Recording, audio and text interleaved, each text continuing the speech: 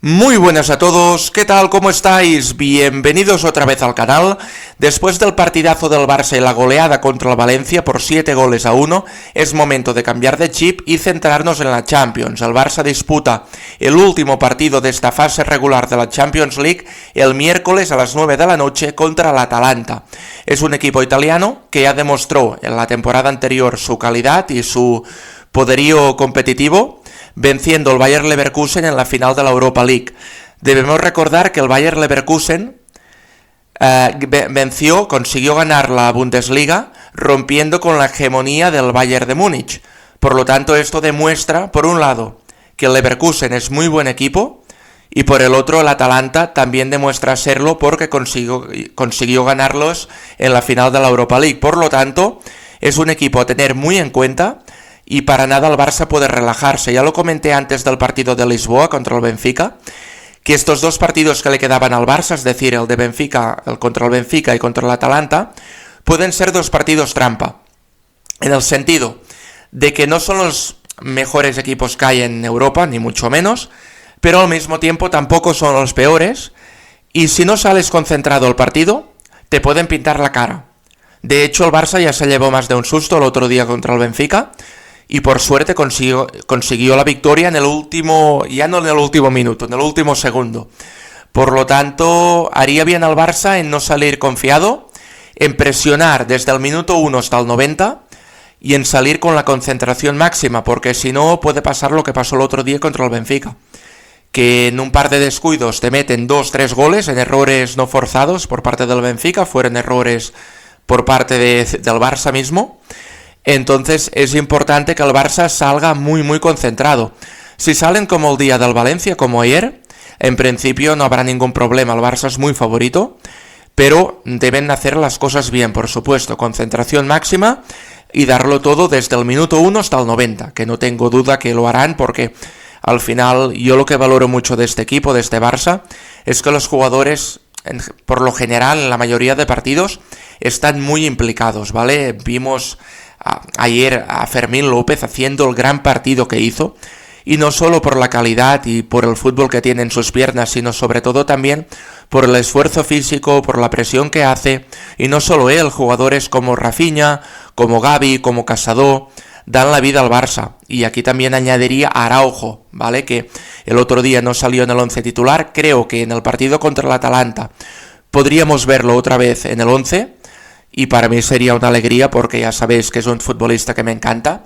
Y de hecho en las últimas horas ha trascendido una noticia que a mi modo de ver no es positiva, porque, bueno, por un lado Araujo sí que es verdad que lo positivo es que renovó con el Barça, pero por otro lado la cláusula actual de 1.000 millones pasará a ser de solo 65 millones en verano. Y digo solo porque un central de la talla de Araujo por lo menos vale 80 o 90 millones, ¿vale?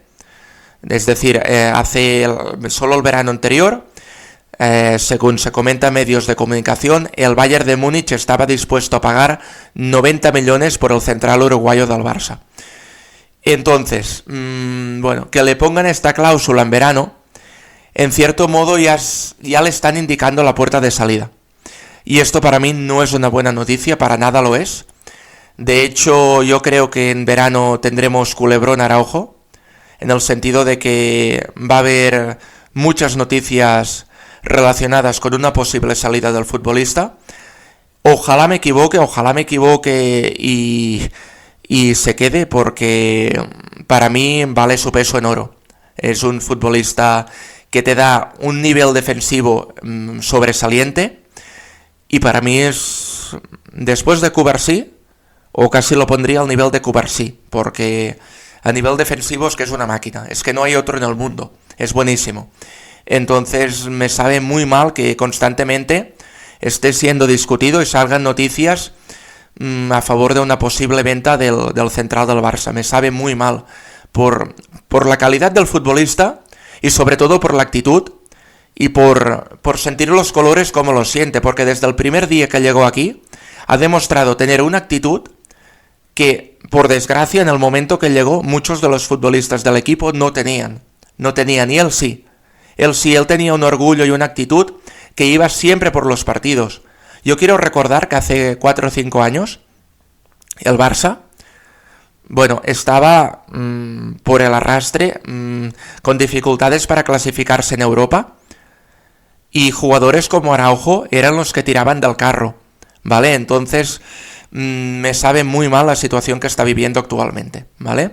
Por otro lado, también quería comentar en clave azulgrana una noticia que ha trascendido en las últimas horas sobre el posible fichaje de Marcus Rashford en este mercado invernal por parte del Barça, en el que, bueno, en el diario Sport se comenta unas declaraciones que hizo el otro día su entrenador, el técnico portugués Rubén Amorim, que hizo unas declaraciones totalmente lapidarias en contra de su futbolista estrella, o al que a priori debería ser su futbolista estrella.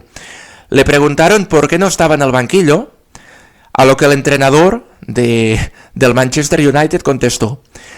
Leo textualmente lo que pone en el diario Sport, en lo que pone en la noticia, ¿vale? Dice: prefiero poner a Jorge Vital, el entrenador de porteros de 63 años, en el banquillo, antes que a un jugador que no da el máximo cada día. Cuidado, cuidado, porque esto es muy heavy, lo que dijo el entrenador de un futbolista suyo, es muy fuerte. Entonces, de estas declaraciones podemos sacar dos conclusiones muy claras.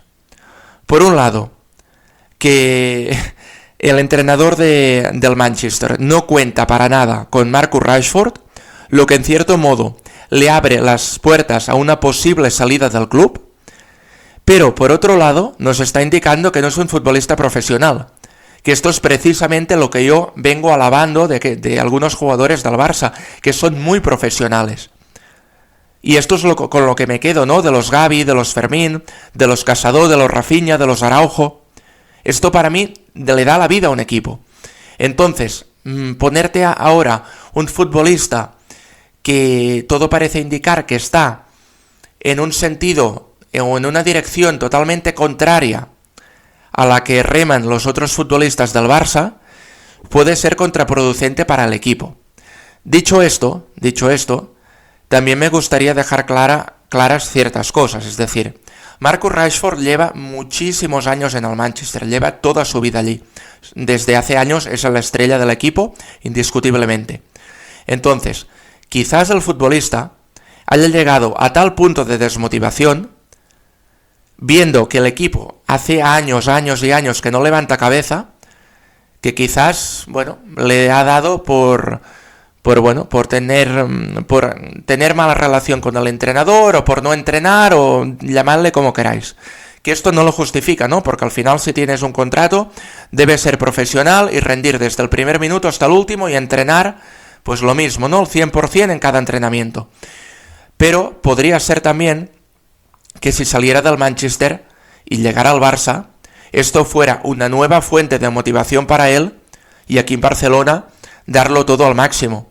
Esto no es la primera vez que lo vemos. Esto lo vimos ya con Aubameyang, que salió del Arsenal a coste cero porque tenía muy mala relación con Arteta, y aquí en Barcelona no hubo ningún problema. Con Xavi se llevaron muy bien, marcó muchos goles la segunda mitad de la temporada porque llegó en el mercado invernal, y suerte tuvimos de él, de sus goles, para que el Barça se pudiera clasificar para la Champions del año siguiente.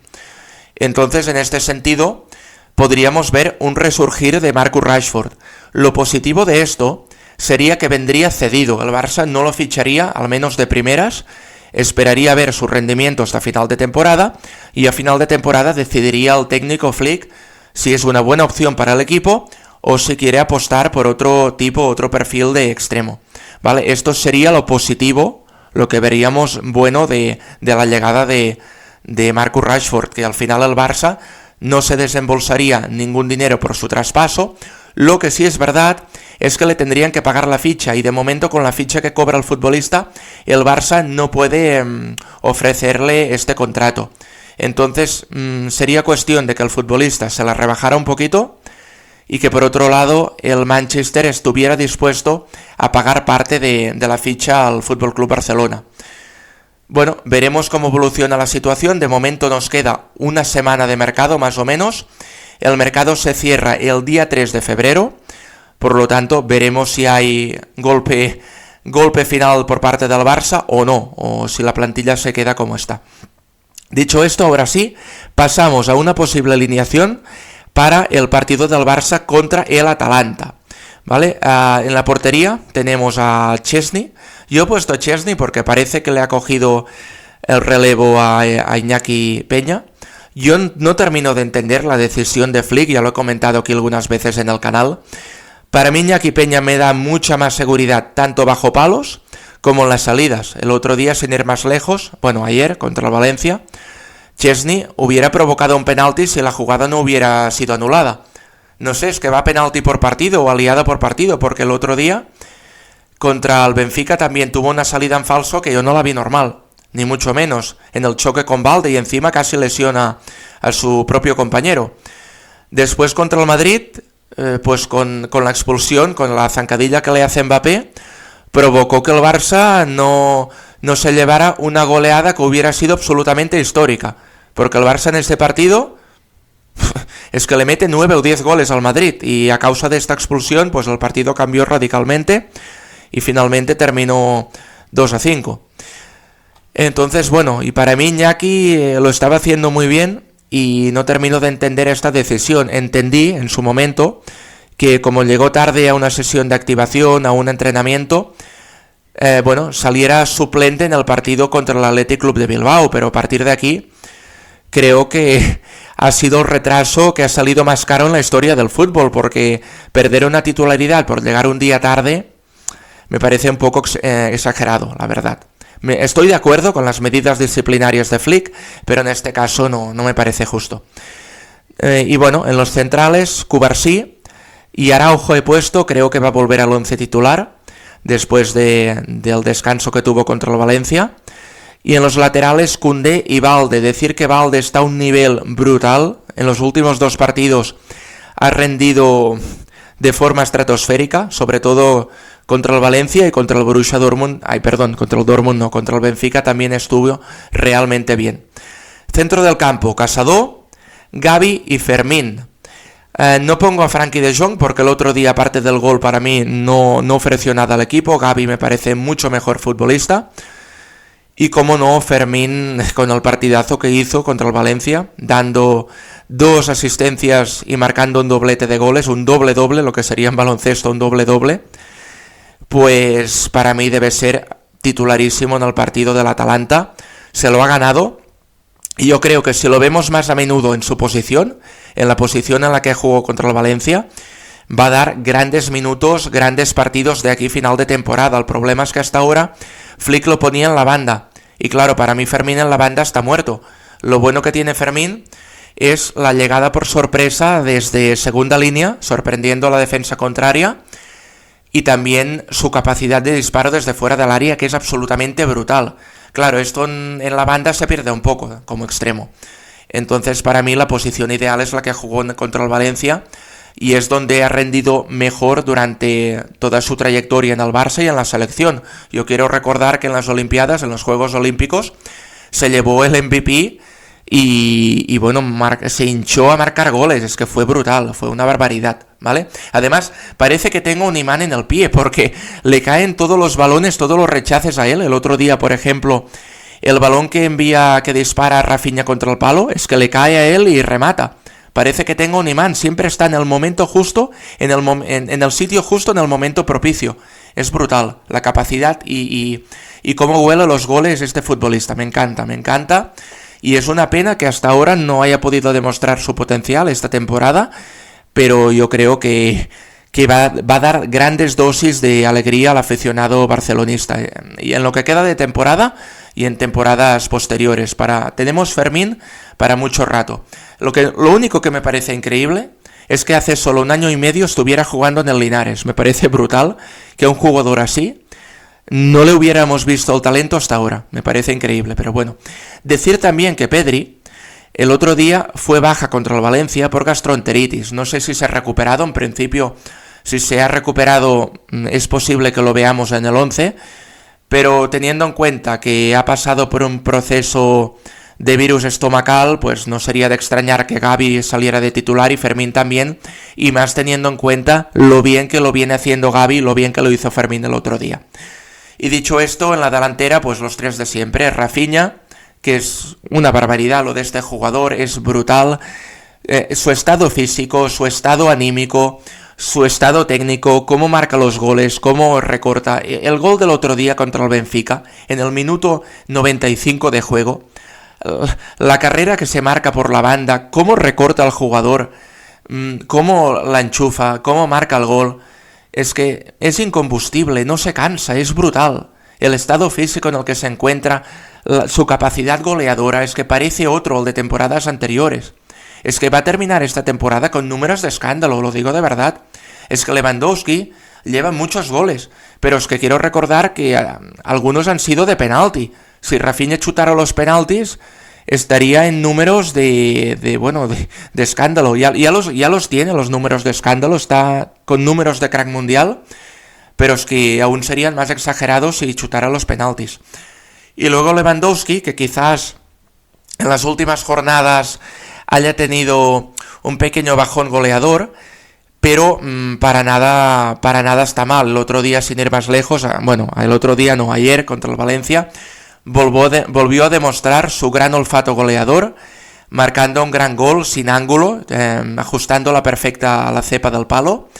Y por otro lado tenemos a Lamine, que sí que es verdad que contra el Benfica tuvo un partido muy flojo. Yo quizás ha sido el más flojo que le he visto desde que viste la camiseta del Barça, al menos en el primer equipo, pero ya contra el Valencia volvió a estar a su nivel habitual.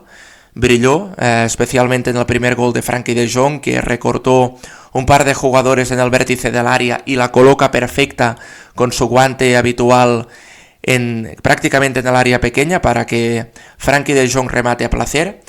Y durante el partido también hizo bastantes jugadas de mérito. Lo vimos un poco frustrado porque intentó algún disparo a portería y no le salió bien, pero hizo muy muy buen partido. No al nivel que estuvo el día del Betis o del Real Madrid, pero a pesar de ello estuvo muy muy bien y esperemos ver esta versión de Lamine también contra el Atalanta. Por otro lado, quería comentar, y ahora sí que terminamos con el Barça y pasamos a hablar de los otros equipos españoles. Quería comentar la situación del Madrid en Champions. Un Real Madrid que, en principio no debería tener problemas para clasificarse porque juega contra el Brest, en casa del Brest. A ver, sería raro que el Madrid no ganara este partido, ¿vale? Lo tiene muy complicado el Madrid para clasificarse entre los 8 primeros, esto sí que es verdad. Pero, si gana, sí que podría obtener una mejor posición para los encuadres y para los cruces de esta fase previa a los octavos de final, que el Madrid seguramente tendrá que disputar, porque no terminará seguramente entre los 8 primeros. Entonces se la jugará en febrero contra algún equipo que ya veremos cuál será la clasificación, ¿no? Entonces, esto es muy positivo para el Barça, en el sentido de que el Barça ya se habrá clasificado matemáticamente. El Barça ya a día de hoy está clasificado, ¿vale? Está clasificado entre los 8 primeros, pero es muy interesante que el Barça pueda mantener la segunda posición. ¿Por qué? Porque esto en los cruces le permitirá medirse a un equipo en principio no tan fuerte como el que podría enfrentarse si queda sexto o séptimo, perdiendo el partido contra el Atalanta, ¿vale? Digo, es muy positivo para el Barça que el Madrid tenga que disputar una fase previa, porque el Barça el mes de febrero lo tendrá limpio, solo jugando Liga y quizás algún partido de Copa. En cambio, el Madrid deberá enfrentarse y desgastarse con un rival que veremos cuál es de Europa, jugándosela a vida o muerte para acceder a los octavos de final. Y esto quizás pueda hacer que el Madrid se despiste un poco de la Liga y el Barça pueda recuperarle algunos puntos de estos 7 puntos que ahora mismo el Madrid le lleva de ventaja al Barça, ¿vale? Dicho esto, el Madrid, ya os digo, no debería tener ningún problema en vencer al Brest, y entre otras cosas porque parece que Kylian Mbappé vuelve a rendir a su nivel habitual, al que le vimos en el PSG y en la selección francesa, un nivel que hasta ahora no le habíamos visto en el Real Madrid, pero que parece que en los últimos partidos está volviendo a disparar y a recuperar su olfato goleador. Ha marcado auténticos golazos en los últimos encuentros y creo que el Madrid lo va a necesitar mucho de aquí a final de temporada. A él y a Vinicius, que ahora ha tenido un pequeño bajón y que justamente se da la tesitura de que cuando le da el bajón a Vinicius es Mbappé el que mejora. Lo mismo pasa con Bellingham. Bellingham ha mejorado ostensiblemente desde que empezó la temporada y parece que el Madrid poco a poco pues va cogiendo rodaje. Lo que dijo Ancelotti a nivel interno, según se comenta en medios de comunicación, fue que al Madrid le convenía llegar vivo al mes de enero. Y de momento lo ha hecho, ha llegado vivo a enero, porque por un lado seguramente se clasificará para los octavos de final, o al menos para la fase previa de los octavos, y por el otro llega 7 puntos por delante del Barça en la clasificación de la Liga. Algo que no se entiende, no tiene ningún tipo de sentido, teniendo en cuenta que el Madrid ha perdido puntos contra los rivales directos en Liga, me refiero Atlético de Madrid, Barça, con el que ha perdido 2 veces esta temporada, y el Barça le ha endosado 9 goles, y por otro lado contra el Athletic Club de Bilbao, que está cuarto en la clasificación de la Liga, el Madrid también pinchó. Por lo tanto, no tiene sentido que el Madrid, que haya pinchado con todos estos, y el Barça haya sacado resultados positivos, menos con el Atlético de Madrid, esté 7 puntos por encima del Barça. Bueno, tiene el sentido que el Barça pues ha tenido malas noches, malas tardes con equipos que en principio, a priori, deberían ser de un nivel inferior al Barça, ¿no? Pero yo creo que ha sido una etapa que el Barça ha llegado con un bajón físico, se ha sumado algunas bajas importantes como las de Lamine Yamal, Dani Olmo, la expulsión de Flick, que creo que también cambia el hecho de tener un entrenador titular en el banquillo, y después que los árbitros no le pitan absolutamente nada al Barça, nada, ni penaltis, ni faltas a favor, nada. Los equipos parece que tengan vía libre para hacer lo que les dé la gana cuando juegan contra el Barça. Y la suma de todos estos condicionantes ha hecho que el Barça tuviera un mes de noviembre-diciembre bastante aciago, para decirlo de alguna forma, y que el mes de enero, pues bueno, contra el Getafe se podría considerar quizás un lapsus, y más teniendo en cuenta el modo de jugar del Getafe cuando se enfrenta al Barça y el penalti que no le pitaron clarísimo sobre Koundé. Entonces, bueno, viendo el resto de partidos que el Barça ha jugado este mes de enero, me quedo sobre todo con lo positivo de estos encuentros, con el gran rendimiento de los futbolistas, de los Fermín, de los Gavi, de los Casador, Rafinha, Lamine, bueno, todo el equipo en general ha rendido muy bien en la mayoría de partidos, y creo que lo de Getafe, pues bueno, se puede dejar atrás, y a partir de ahora veremos un Barça mucho mejor. Por otro lado, en Champions tenemos actualidad de otros equipos españoles, como el Girona, que se enfrenta al Arsenal, un Girona que ya lo tiene todo perdido, y bueno, se despedirá de esta Champions en Montilivi con un gran rival europeo que es el Arsenal, ¿vale? El Atlético de Madrid, por su parte, se enfrenta al campo del Red Bull Salzburgo. En principio el Atlético también tiene una posición muy cómoda en Champions, debería clasificarse sin problema. Veremos si dentro de los 8 primeros o tendrá que ir a una fase previa para acceder a los octavos de final. Esto está por ver. El Atlético de Madrid, el Atlético de Madrid está quinto, por lo tanto lo tiene bien para clasificarse para los octavos directamente. Si vence, depende de sí mismo para clasificarse entre los 8 primeros. Por lo tanto, pensaba que estaba más atrás. Ahora estoy viendo la clasificación y lo tiene bien, lo tiene bastante bien. Por lo tanto, bueno, depende de ellos y creo que lo pueden vencer y clasificarse bien para estos octavos de final. A partir de aquí, quiero comentar algunas sorpresas que nos ha dejado esta fase regular de la Champions. De momento, a la espera de lo que suceda el miércoles, el Manchester City estaría eliminado de la Champions. Cuidado, que para mí ha sido el mejor equipo o uno de los mejores equipos de la última década en el panorama futbolístico mundial, ¿vale? Un equipo como el Manchester City se queda eliminado en la fase regular de la Champions. Me parece muy fuerte. Solo tiene 8 puntos, ¿vale? Estaría 2 puntos por debajo del Stuttgart, que sería el 24º clasificado y el que marcaría la línea entre la clasificación y la eliminación. Por lo tanto, el Manchester City veremos cómo evoluciona la situación el miércoles, porque no depende de sí mismo. Y esto podría hacer que cayera eliminado en esta primera ronda de la Champions. Sería para mí la gran sorpresa de esta fase regular de la máxima competición continental. Por otro lado, el PSG, personalmente, también me ha sorprendido mucho esta mala clasificación que ha hecho. De momento sí que es verdad que está clasificado, está 22º, pero solo tiene 10 puntos, ¿vale? 10 puntos, coqueteando con la eliminación directa. Si fallara en este partido que le queda, en este partido de miércoles, que es horario unificado, por cierto, todos los equipos jugarán a las 9 de la noche el miércoles, para que no haya ningún tipo de especulación ni juegos con los resultados. Por lo tanto, el PSG, si perdiera, aún podría quedar eliminado, ¿vale? Es complicado porque, a ver, voy a mirar contra quién se enfrenta. Precisamente contra el Stuttgart, que es el que tiene los mismos puntos que el PSG actualmente.